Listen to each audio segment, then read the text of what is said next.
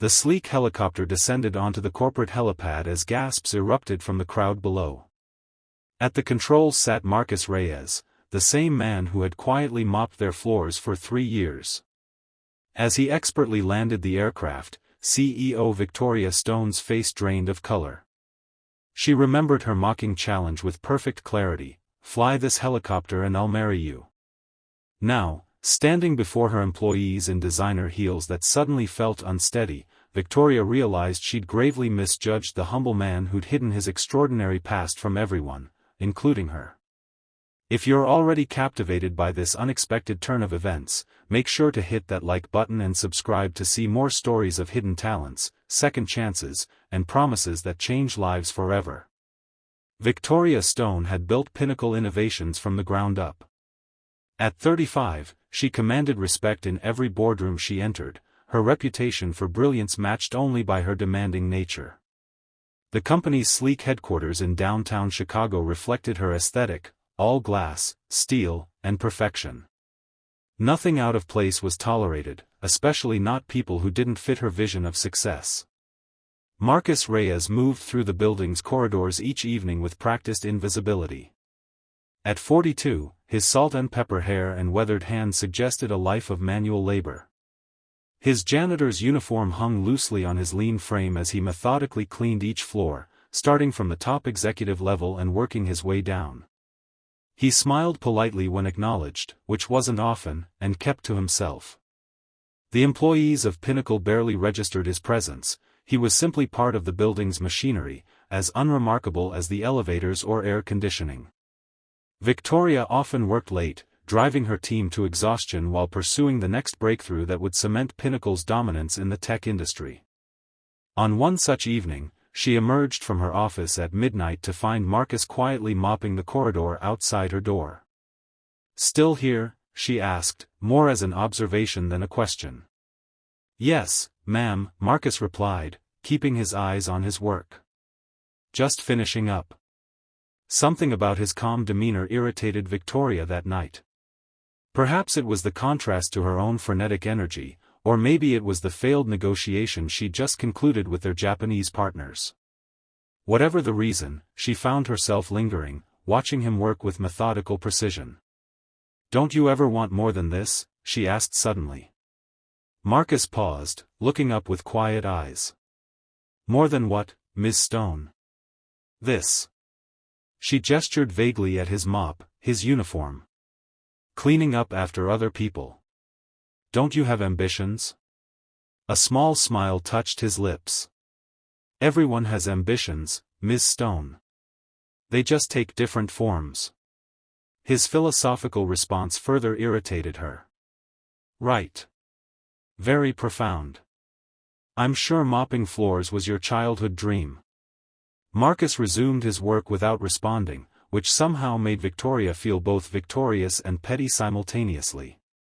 She should have walked away then, but something kept her rooted to the spot, a strange need to provoke a reaction from this man who seemed impervious to her sharp tongue. "You know, I'm flying to New York tomorrow for a major acquisition meeting," she said, examining her manicured nails. "Taking the company helicopter. Now that's ambition. That's success." "Congratulations," Marcus said simply. "Can you even imagine piloting a helicopter? Making split-second decisions thousands of feet in the air?" Victoria pressed, her voice taking on an edge.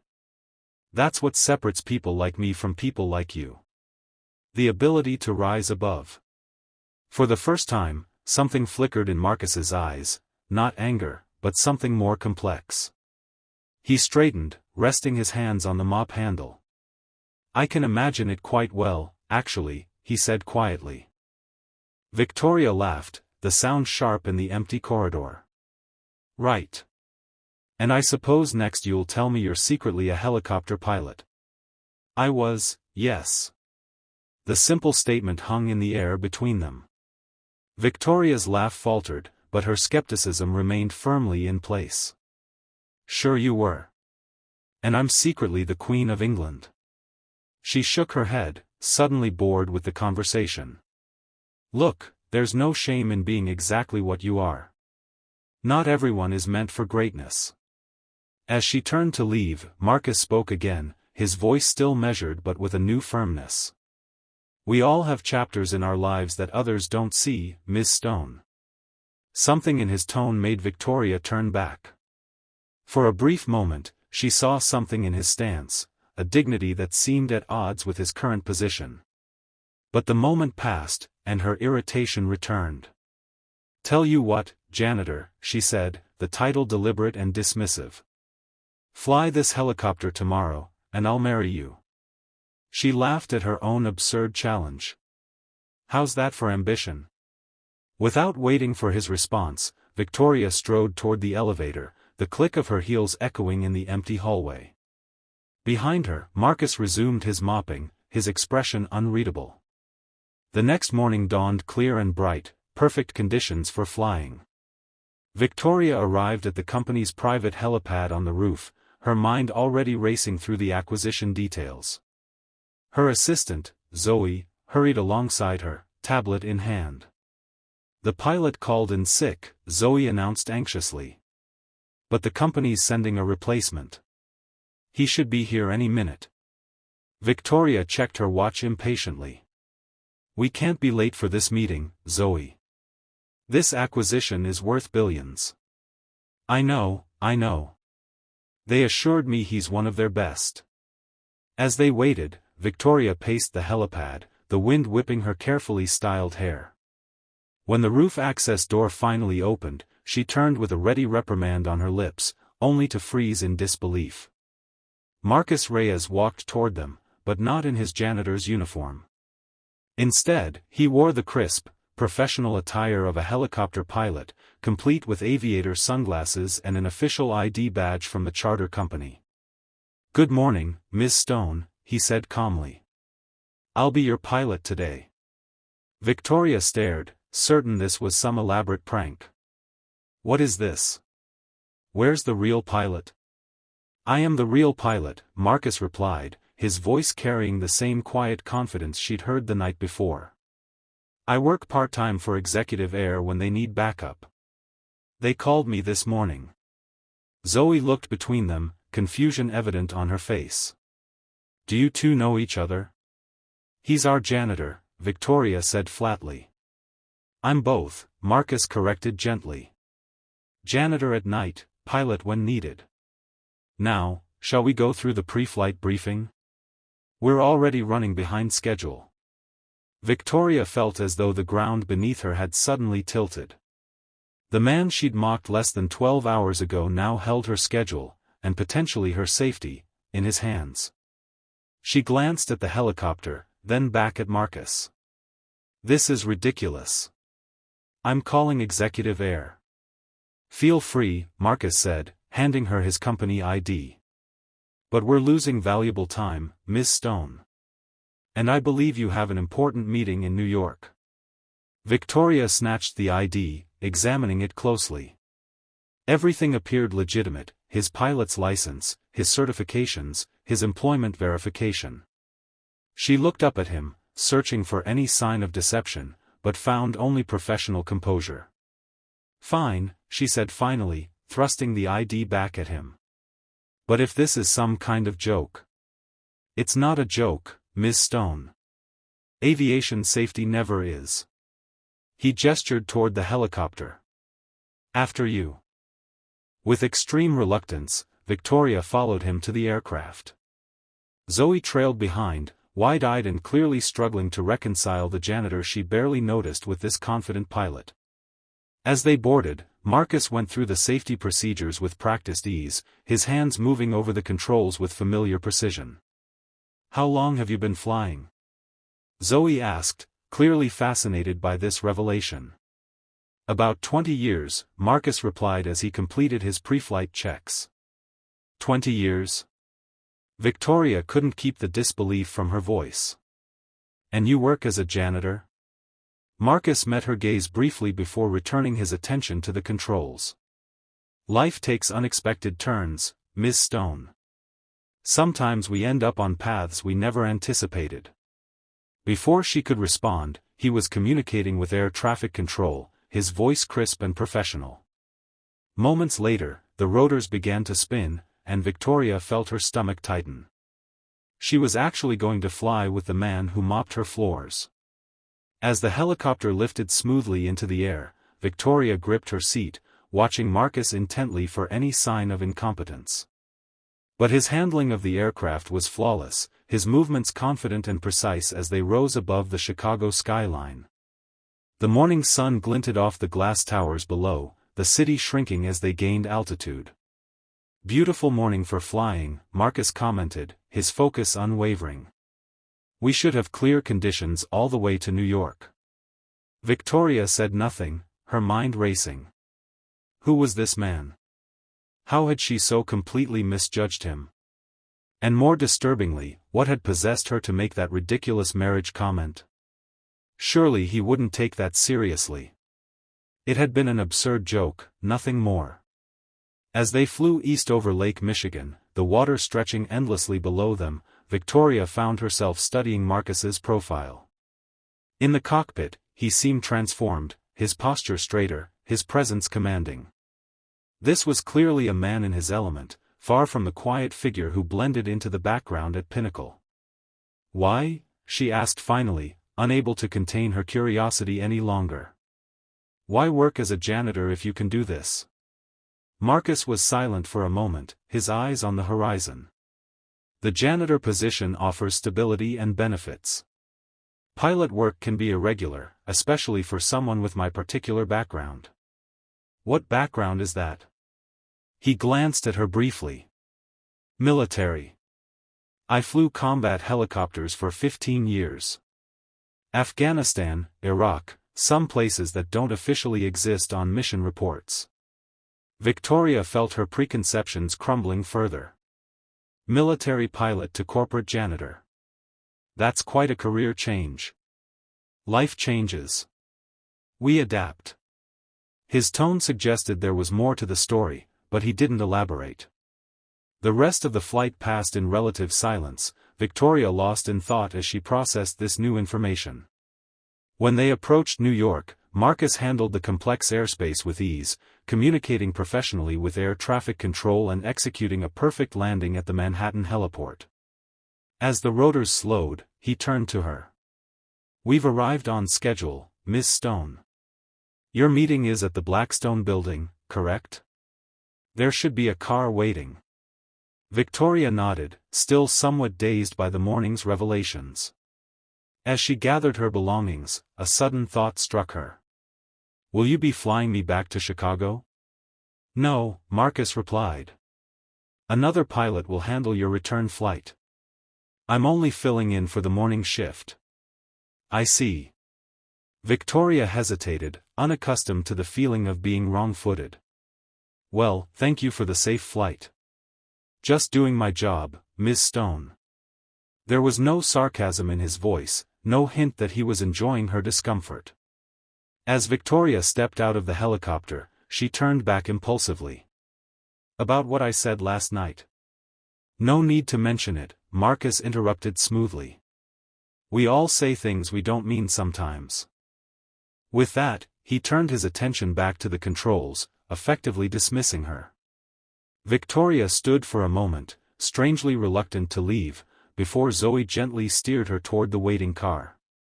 Throughout her meeting, Victoria found her thoughts repeatedly drifting to Marcus. The acquisition discussions, normally the kind of high-stakes negotiation that consumed her completely, seemed distant and unimportant compared to the mystery of the janitor pilot. By the time she returned to Chicago that evening, she had made a decision. She found Marcus on the executive floor, methodically cleaning as he did every night. He looked up as she approached, his expression neutral. "Ms. Stone. How was your meeting?" "Successful," she replied, then added, "thanks in part to your punctual flying." He nodded and returned to his work, as though their shared experience that morning had never happened. Victoria watched him for a moment, struck by how easily he slipped back into this role. "Why didn't you ever mention you were a pilot?" she asked. Marcus straightened, regarding her thoughtfully. "No one ever asked, Ms. Stone. People see what they expect to see." The simple truth of his statement hit Victoria with unexpected force. How many other people had she dismissed, categorized, or overlooked based on superficial judgments? "I'd like to hear your story," she said suddenly. "The real one. Over dinner, perhaps?"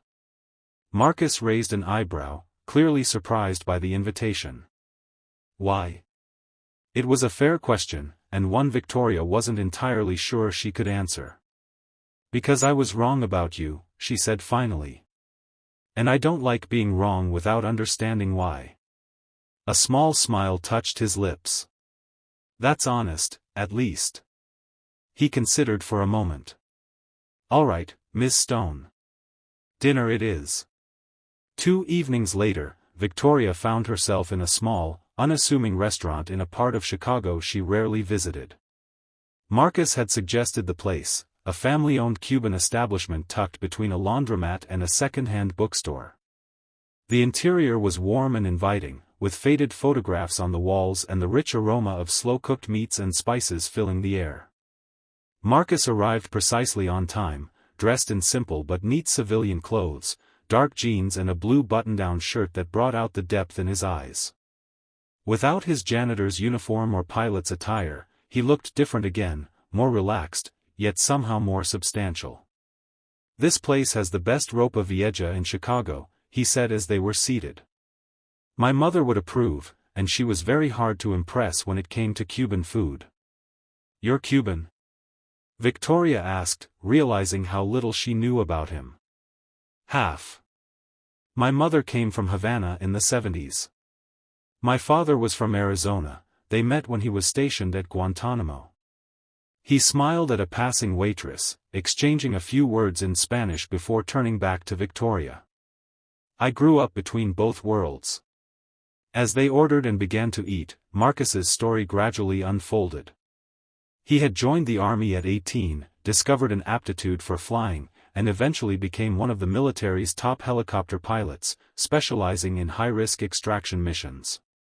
For 15 years, he had flown into some of the most dangerous places in the world, rescuing wounded soldiers, stranded civilians, and intelligence operatives whose missions had gone wrong. "What happened?" Victoria asked, sensing they were approaching the heart of his story. "Why did you leave?" Marcus was quiet for a moment, his eyes distant. "My last mission went bad. Very bad. We were extracting a team from a hot zone when we took heavy fire. RPG hit the tail rotor. I managed to keep us in the air long enough to get most of the team out, but we crashed about 2 miles from the extraction point." He absently rubbed his left leg as he spoke. 3 of my crew died. 4 of the extraction team too. I spent 8 months in military hospitals. Multiple surgeries on my leg and back. When I finally recovered, they gave me a medal, an honorable discharge, and a recommendation for commercial pilot training. Victoria listened, transfixed. The quiet man who cleaned her office had lived a life of extraordinary courage and tragedy, all invisible beneath his unassuming exterior. "I got my commercial license," Marcus continued, "worked for a few airlines. But the long hours aggravated my injuries. Sitting in a cockpit for 10 hours straight, my back couldn't take it. So I scaled back, took the part-time work with Executive Air for shorter flights, and found the janitor position for stability." "But why a janitor?" Victoria couldn't help asking. "With your background, your skills. The janitorial work is physical but varied. I'm not stuck in one position. It actually helps with my injuries to keep moving." He smiled slightly. "And there's something satisfying about creating order from chaos, leaving a space better than you found it. Not so different from a rescue mission, in some ways." Victoria shook her head, humbled by his perspective. "I never thought of it that way. Most people don't." There was no bitterness in his voice, just simple acknowledgement. As the evening progressed, Victoria found herself sharing her own story, her driven childhood, the father who never thought she'd amount to anything, her relentless climb to success. Marcus listened attentively, asking thoughtful questions that made her reflect on motivations she'd never fully examined.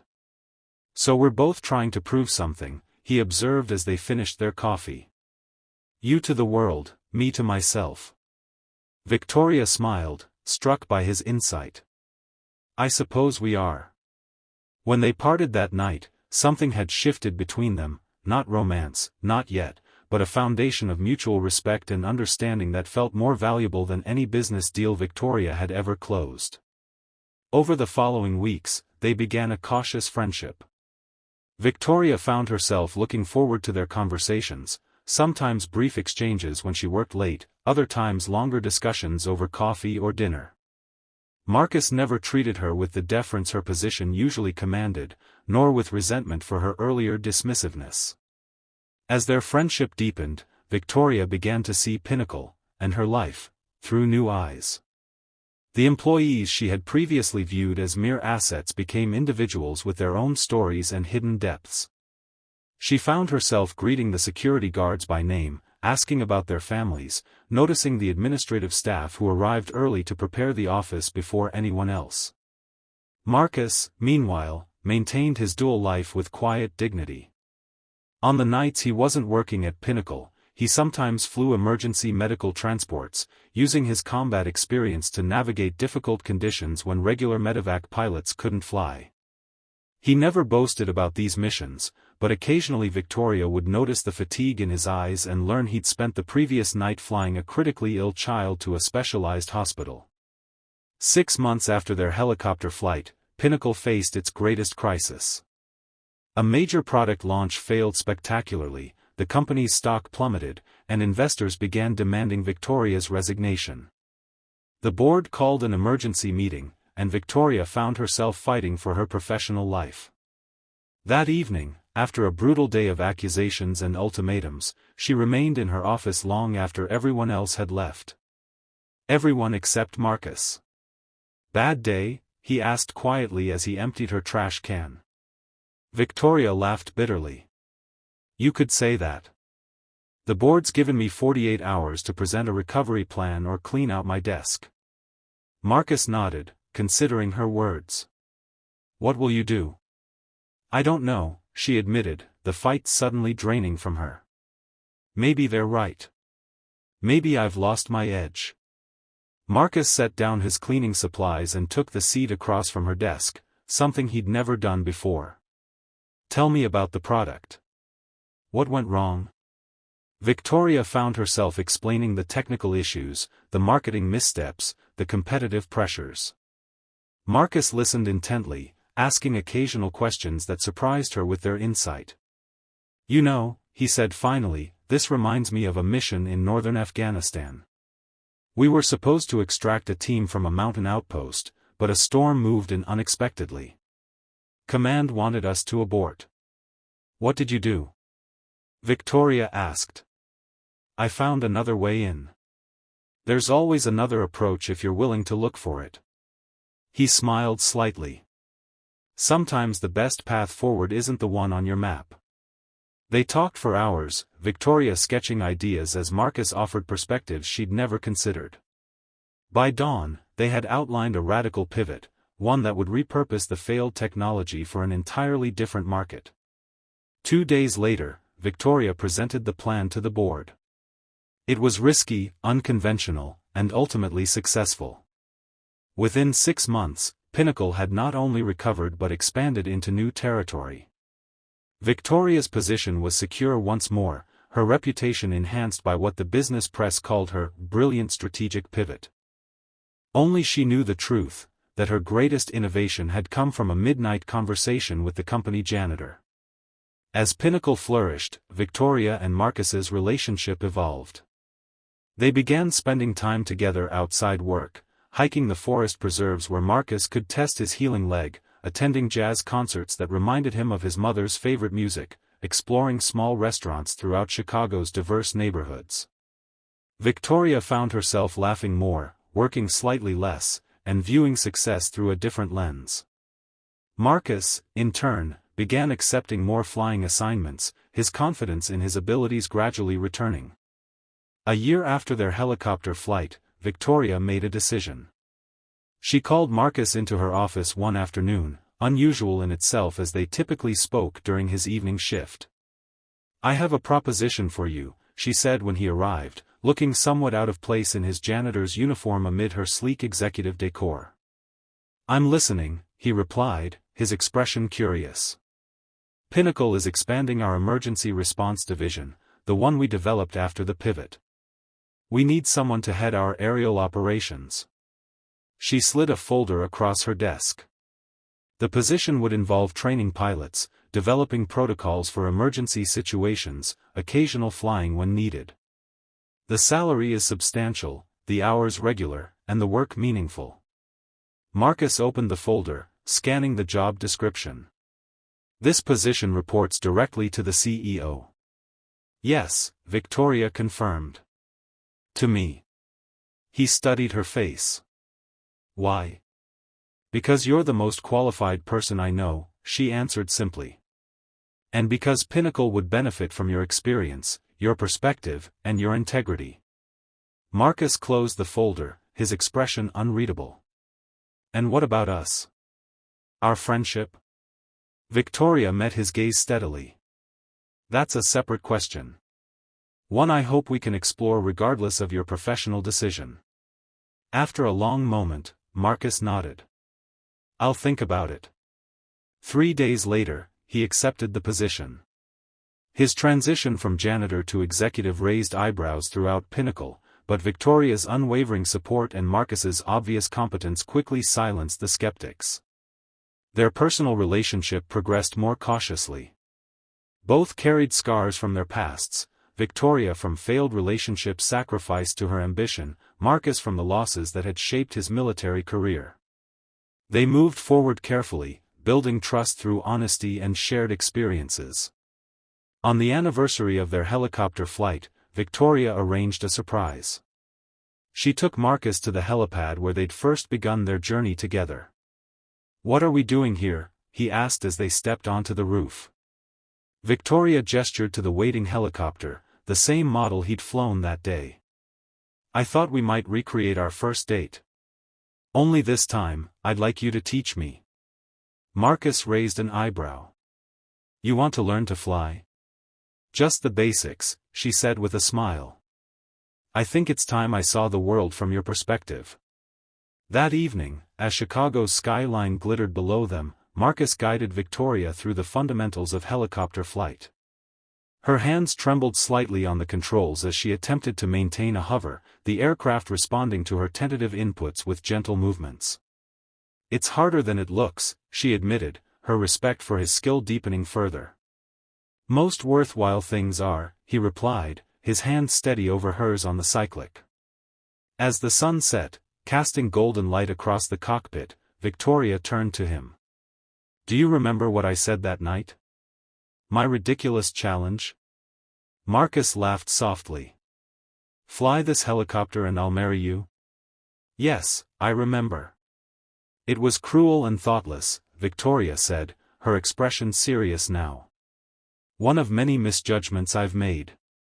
"We all misjudge," Marcus replied. "The question is whether we learn from it." Victoria nodded, then reached into her pocket and withdrew a small box. "I've learned that sometimes the most valuable people in our lives are the ones we almost overlook. That strength comes in many forms. That second chances are precious." She opened the box, revealing not a ring, but a key. "This isn't a proposal, we're not there yet. But it is an invitation. My home has always been just a place to sleep between workdays. I'd like it to become something more. Something we might build together, if you're willing."